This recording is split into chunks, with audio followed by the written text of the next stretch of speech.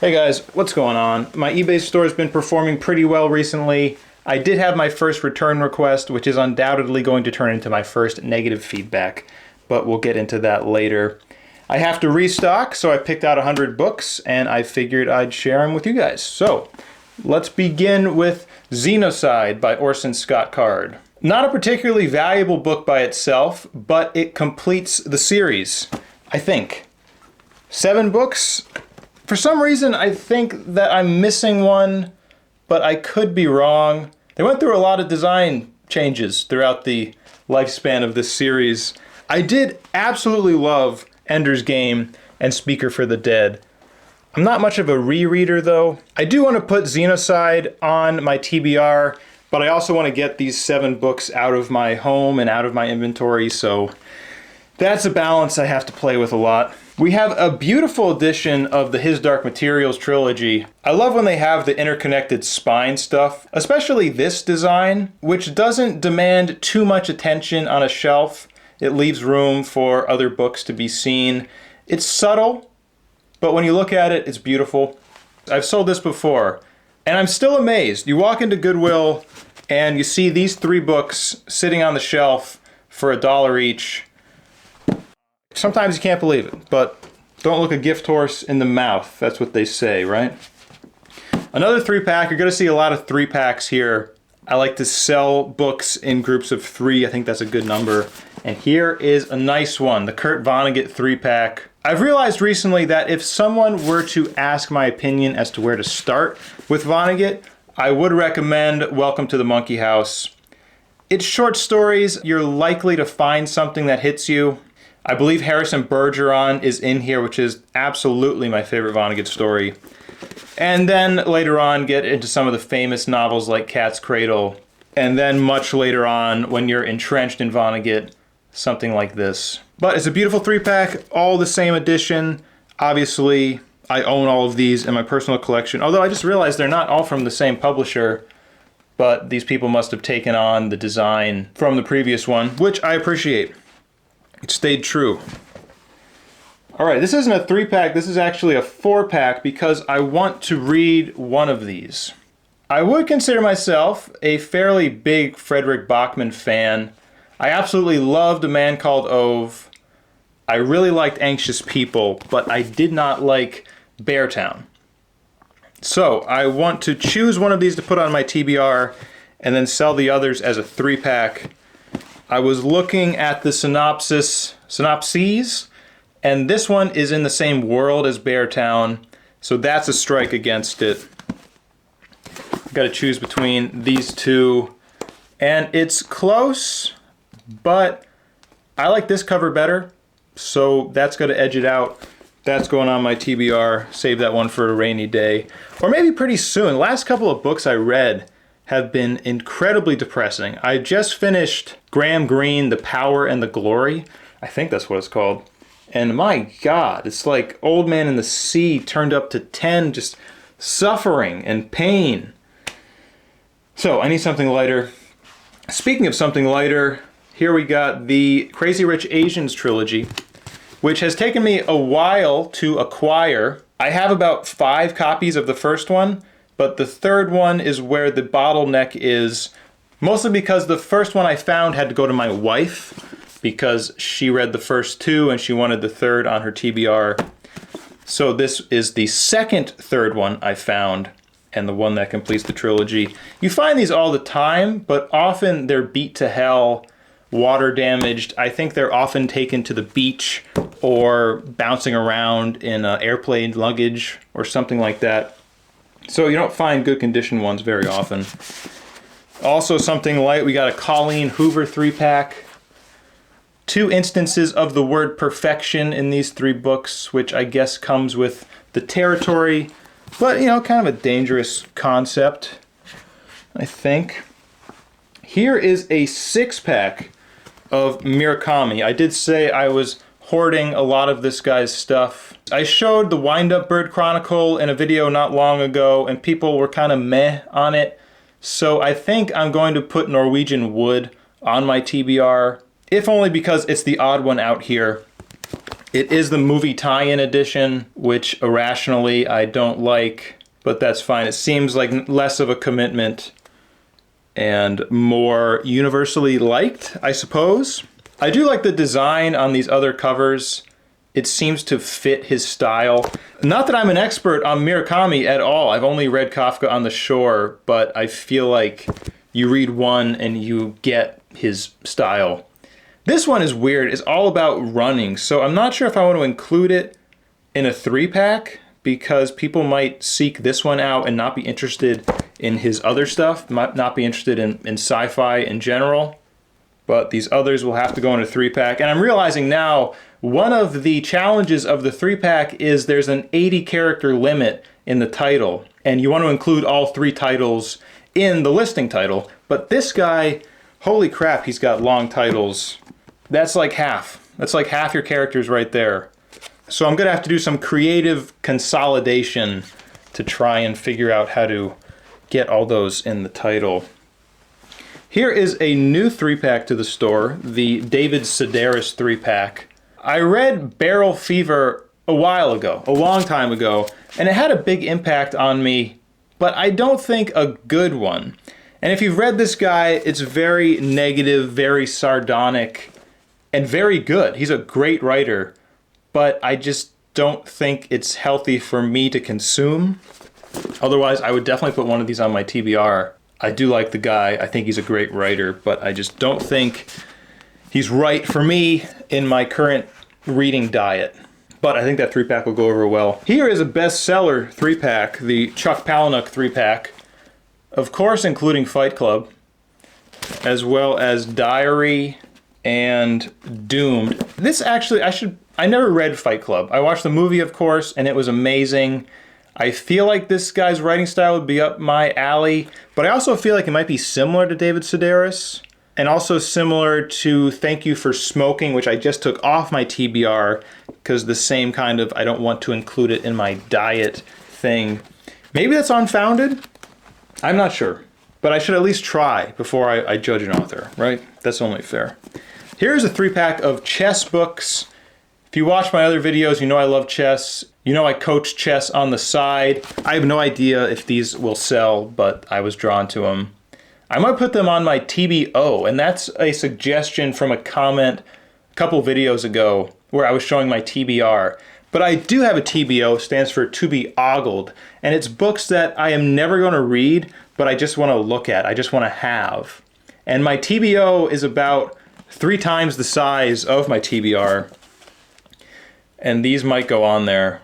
But this one, the Complete Book of Chess Strategy, actually might be an incredible resource for me. I was flipping through it, and it has all of these bite-sized chess lessons right in here. I was teaching the Pierce defense just the other day, and it gives you this nice, quick synopsis of it.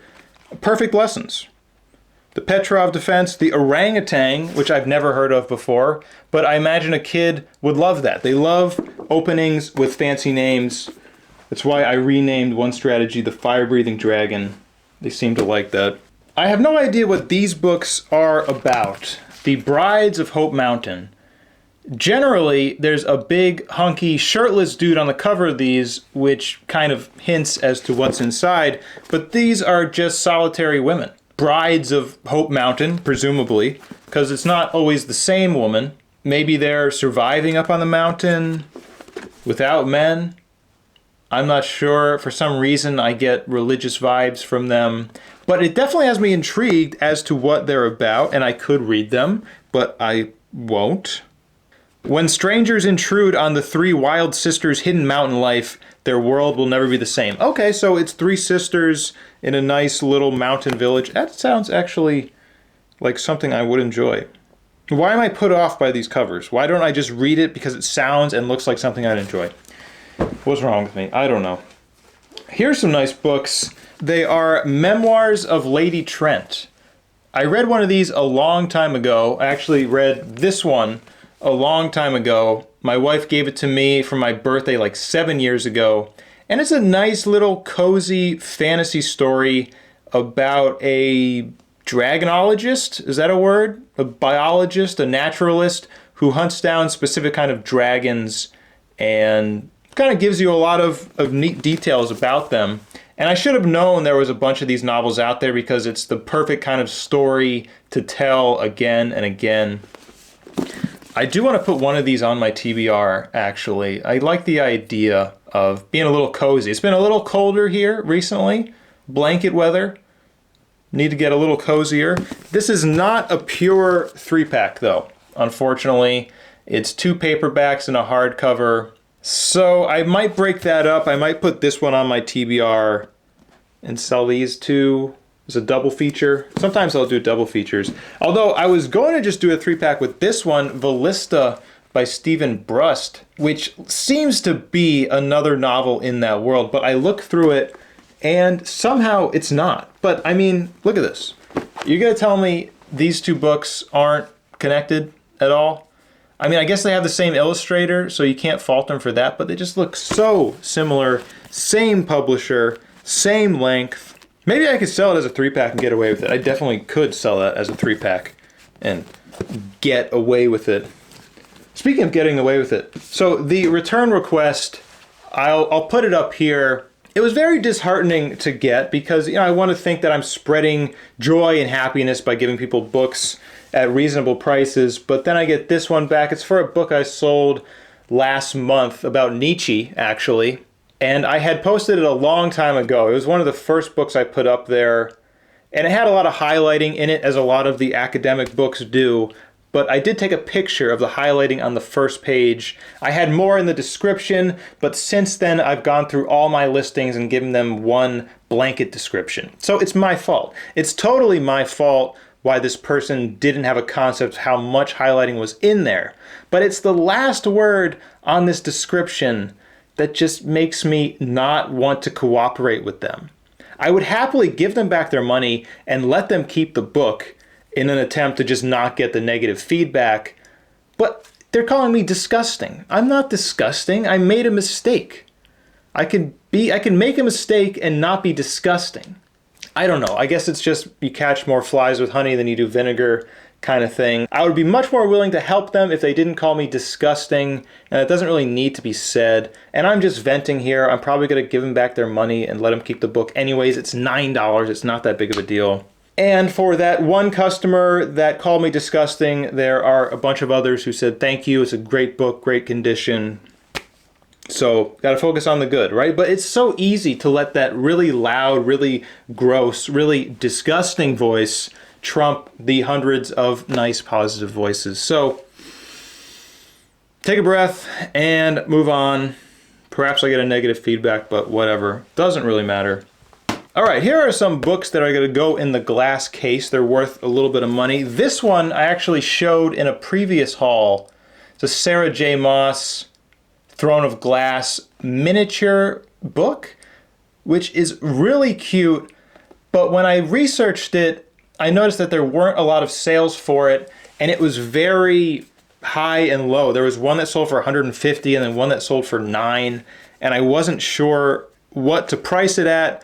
So I just put it off for a later date. It is beautiful. It is super collectible, so I guess it could be worth $150. I wouldn't call it readable, though. Imagine reading the whole book with this kind of text. Take a couple years off your eyes. But I guess it's aimed at a younger audience, so maybe they can handle it. But I'll research it again and see if it makes any more sense so that I'm confident selling that for the right price. Here is my tribute to Garbagist. We got Centaur, not Centaur, maybe they're centaurs, I don't know, doesn't seem like it. They got 2 phrases here, Lust Cargo and Flesh Feast. I think we know what they're talking about when they say Flesh Feast, but there's a couple different interpretations of that. Oh man, that is the purest used book smell I've ever consumed. Almost sexual. Oh yeah. Oh, and I found something in this book. Let me show you. It's awesome. It's a little business card, presumably from the guy who owned the bookstore that it was bought from. Presumably a smut dealer from Sheboygan, Wisconsin. Look at that. Isn't that awesome? Someone buys a book from you and you hand him this business card, like, hey, if you need any more borderline porn, you know who to call. Raymond Martini. It's awesome. It's nice, thick cardstock. People should do that, you know? Like, what image best describes you? Put your name, like, remember me as the devil who peddles in smut. A Garbagus superstar, probably. And I think it's worth some money. It seems very collectible and it's in good condition. Sex appeal always helps. Here we got, for some reason, I'm not sure why this is worth something. It's a Mistborn book by Brandon Sanderson, The Final Empire. I think it's an early Mistborn book, and that series has really caught on. So this is worth some money. It's first edition. I've seen this guy a lot after being on BookTube, so it's funny to see a younger image of him. It's a little boy. Little baby Brandon Sanderson. This one's not worth that much, but it's the first folio book I have found in the wild. I'm not sure if my camera... There it is. First folio. It's not too exciting, though. It's a book of forewords that have been in other folio books, and I don't ever read forewords. The last foreword I read was for A Haunting of Hill House, and it spoiled the ending. Bluntly spoiled what happens at the end of the book. And I was pissed. Why would you do that? So I've never read one since. It is a nice book, as you imagine a folio book would be. It's got some cool illustrations. Here's from War of the Worlds. I don't know who wrote the foreword for it. Probably Neil Gaiman. That guy gets around the foreword circuit. This isn't worth that much money, but it was just a beautiful book. Maybe put it on my TBO for a little while. Do a little bit of ogling until I sell it. The Witch of Blackbird Pond. I think this is only worth something if it's first edition, which this one is not. But it's a nice hardcover book. I read this back in school, so there's some nostalgia to it. It's aged really well. This is from 1958, and looks good. Beautiful book. I don't know how much it's worth non-first edition. I'll probably flash it on the screen, so we'll all learn at the same time. This one I don't know at all. This is a wild card. The Language of Thorns by Leah Bardugo. I've heard that name, as I've heard a lot of names being active on BookTube and selling books. YA author. This is a advanced reader's copy for a book of short stories, I think, with illustrations on it. Very stylized kind of book. And at the beginning, there's this little disclaimer, which I'm not sure how to react to. This dangerously magical sampler should be treated as an ephemeral collector's item just for you. So they're saying, don't sell this book. But I don't know if I'm morally obligated to oblige them. I mean, at this point, what damage could be done? So I'm going to see if other people have sold it before. I don't have any qualms about it. I don't know. Maybe I should, legally, morally, otherwise. Empire of the Vampire. Beautiful, new, mint condition, hardcover book. Barnes & Noble exclusive, so maybe it's signed or something.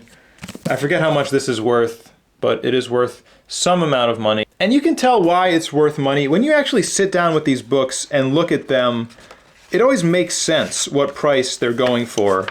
And it depends on how much effort was put into them, how beautiful they are, how much artwork is in there, how much appeal they have. It makes sense. A lot of times you're looking at a book like, why would this be worth $50 or $40? It's a beautiful book with a lot of artwork. And here's one where you look at the artwork, you look at the content, and you know what you're in for with this book. And you're in for a lot of it. This is a thick book, even with the illustrations. This one I got at the Book Barn in Niantic, Connecticut. If you're ever near the Connecticut coastline, check out the Book Barn. I guarantee you'll love it. I found the Essential Ellison there. And I know I'm not a Harlan Ellison fan, but this is a beautiful book wrapped in a plastic sleeve to protect the dust jacket, even though the dust jacket is not in great shape. And I was surprised to find that there, because they're a big institution. Every morning they have a line of people waiting to sell them books. So you'd think they would go through them and take out any books of value. But I found this one for $7. Oh my God, look at this author photo. That's a yikes. I found this one for $7, and I don't know exactly how much it's worth, but it's worth more than that. So there's still gems to be found there. It makes for a nice little day trip. You go to the beach, you go shop for some books, you get some ice cream. It's really nice. Here is the White Light Journal, which is blank. That's the problem with journals. You need to make sure they are not written in. They're a pretty good seller otherwise. This is also kind of religion adjacent. It's mostly blank pages, but there are some inspirational quotes, not like directly from the Bible or anything. This is something that I am drawn to. Narnia here. I'm drawn to it completely irrationally, but the rational part of my brain has been in control for so long. I think this is the irrational, this is the spiritual, emotional side screaming out, like, nurture me, please. Do something that doesn't make rational sense. And that's what you're looking for when you're trying to sell a journal. This belongs to nobody. This belongs to someone who will soon buy it. Dream times and thought forms, it's like UFO, extraterrestrial stuff, or what got me was the crow intelligence. I'm very interested in crow intelligence. This kind of stuff sells really well on eBay. I actually sold a book about reptilians not long ago, and I feel kind of weird about it. The book was super beat up, it had coffee stains, it had pages torn out of it, but still someone paid me 20 bucks for it, like as soon as it was listed. But that's not something I want to put out in the world, really. I don't think that helps anyone. I think that just spreads hate and misinformation. Like, unlike this one, The Midnight Library by Matt Haig, this is a book I love to put out there. It's a great message that a lot of people need to hear. I think Matt Haig and I are very aligned mentally. I have like all his books on my TBR right now. Eager to read another one. And that's a bestseller on the eBay store. I think I've sold it like 3 times. Some more bestsellers, The Alice Network, which I've sold 3 times as well, I think. Station 11 by Emily St. John Mandel. Is she a saint? Is that how you say it? I don't know. I do like this book. It took me a little while to understand what it was to like it and enjoy it. It's the first time I found one of these in good condition. For some reason, you often find these beat to hell. I'm not sure what's going on there, but this is pretty much like new. I don't know if that will sell. I imagine it will. A Tale for the Time Being. This was one of the first books I put on my eBay store. It just sold last week. Surprisingly, I think it's a new title. I think there was some hype behind it, and the cover is certainly attention grabbing. I've had this replacement copy for a while. It's your time to shine. You're in. The 7 Husbands of Evelyn Hugo is a bestseller. I think this is the 4th copy that will sell on my eBay store. Circe by Madeline Miller. Similar there. Here is actually the all-time bestseller of my eBay store, A Little Life. I think this will be the 5th copy I've sold. I don't know much about it. I know that it's sad. I know I've seen a lot of young women crying while reading this book on BookTube, and I know it's very long. So it's probably a book that I will not read. The Keeper of Happy Endings, another one I don't know anything about, but sells every time. And Shoe Dog, which is a book I haven't sold before. I think I saw this at Barnes & Noble, so I imagine it will sell. I think it will sell. I don't know how much that means, really. Oh, and here we got The Flower Garden by, of all people, Michael Scott. I'm not sure why I thought I could sell this. This is right up my wife's alley. It's really cool, actually. It has all of these cutouts inside of flowers, and it's perforated. They're not really perforated, but you're supposed to fold the paper down so that the image of the flower pops up above the page, and then you can splay the book out on a shelf, and it has, well, it shows you on the back there, and it shows all these flowers, so you can put it on top of a bookshelf or in a bookshelf. Yeah, there's no way I'm selling that one. I think I have one with birds as well, so maybe we could have one night where I do the bird one, she does the flower one, and we both have some nice shelf display. All right, I know what you're thinking. This guy said he had 100 books for us, but that was only 65, and there's no way he can show us another 35 in the couple of minutes that this video has left. So let me show you something. Here we got the Stephen King Red Leather Library Collection. I did not get these at Goodwill. It was a Facebook Marketplace deal. Cost me a lot more than $1 a book. And you'll have to excuse me, I didn't realize how unphotogenic these books were. Very subtle design. It's kind of hard to make out the title. Hopefully you can see them at all. It's going to be a challenge to photograph for eBay, but we'll cross that bridge when we get there. I love Stephen King. He is an integral part of my reading journey. Carrie, I think, was the first book that I loved. I read this in high school. I've been wanting a copy of it, but it feels weird to have this copy. These books need to be in a collection, I think. That being said, I wasn't planning on selling it as a collection. I was planning on selling it piecemeal, assuming people are filling out their collections. But I gotta figure that out. So if you do go to the eBay store, I'll put a link in the description. Don't expect to find these, because I have to process them, figure out what I'm doing. If I'm being honest, I don't really love the design of these. They're too subdued, even for me, and I'm a pretty subdued guy. It seems like a fancy book collection someone would have had like 100 years ago, which is kind of cool in itself. I don't think that's too much of an insult. Very regal. I can see it in a big study with tall shelves, a lot of dark wood, a huge desk in it, and the Stephen King Red Leather Library Collection. All right. Oh, and that's not all, folks. That was 100 books, but I have 111 books to show you because I just found these at Goodwill. The James Blish Star Trek editions.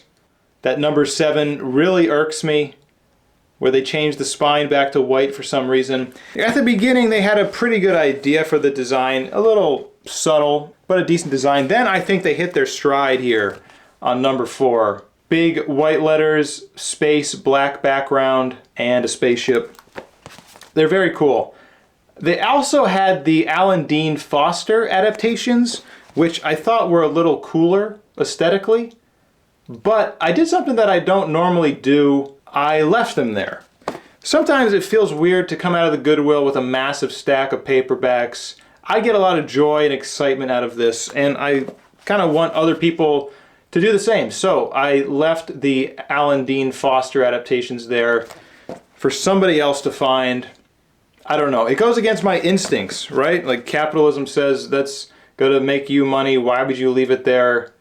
But I am a human, more so than a salesman. I always have to be a human first. That's kind of a rule I try to live by. Not always successful, I think. But these are cool. Hopefully someone enjoyed the Alan Dean Foster ones. It was a full set, and like I said, I do like the look of those. So that's what I got for you today. 111 books. Give me some time to get them on the store. Hopefully I'll have most of it before I upload this video. Thanks for joining me. As always, subscribe if you haven't, and I'll see you next time. Bye-bye.